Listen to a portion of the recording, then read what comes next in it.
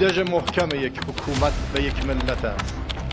ارتش باعث عزت جامعه است، زینت ولایت است و امنیت و آرامش یک جامعه با وجود این عزیزان امکان پذیر است.